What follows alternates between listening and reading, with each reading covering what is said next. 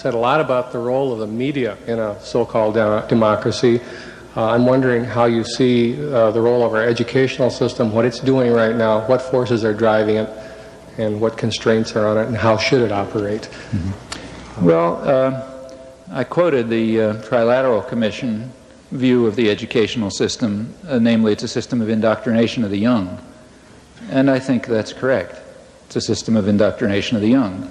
That was the way the liberal elites regard it, and they're more or less accurate. So the educational system is supposed to train people to be obedient, conformist, not think too much, do what you're told, stay passive, don't cause any crises of democracy, don't raise any questions, and so on. That's basically what the system is about. Even the fact that the system has a lot of stupidity in it, I think, has a function. You know, it means that people are filtered out for obedience.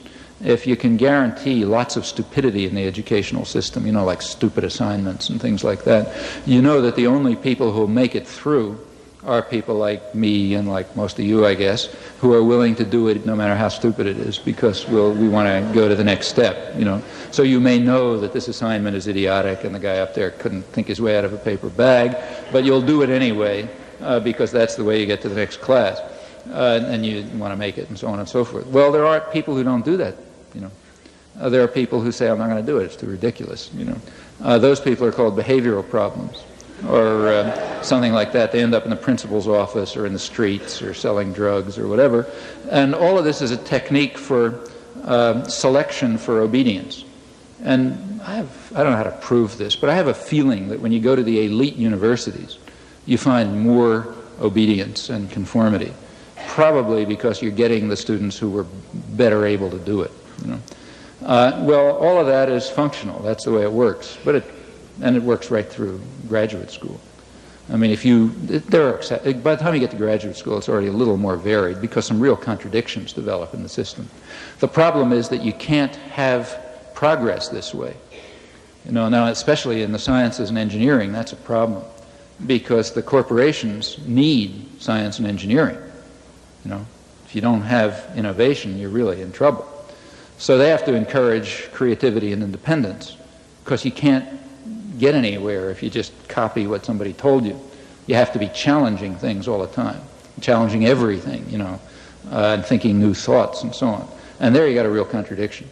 It's hard to train people to be creative and challenging and so on, and yet to ensure that somewhere else in their lives they're conformist and obedient and never think. So you have problems. It's a serious problem in Japan, incidentally. We think of Japan as this tremendous superpower, but that's very misleading.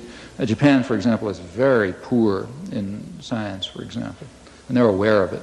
And part of the reason is it's part of the same thing that makes them good workers, obedient workers. It's a very obedient society, very deferential and conformist society. And one effect of that is that you know there are real constraints against independent, free thinking, and you see it in the sciences very clearly. But it's a problem here too. So there are those contradictions, and when you get to graduate school, they're beginning to show up. They show up much less in the ideological subjects, because there it doesn't matter so much if people have, you know, there isn't, profits aren't made by historians having original ideas about the French Revolution, so they can have conventional ideas. And that means that the pressure to try to support innovation and freedom is much less, and the pressures for conformity, on the other hand, are much greater. Because in the ideological subjects, it begins to be dangerous if people think the wrong thoughts. It's not so dangerous if they have new ideas about physics. But nevertheless, you know, you begin to get a little flux in the system by the time you get to graduate school, and even at lower levels, you find it. I mean, there are teachers who do stimulate thought, and sometimes they get away with it, and all the way through. You know, if people are learning things, you just can't control. You can't make them just regurgitate what they heard.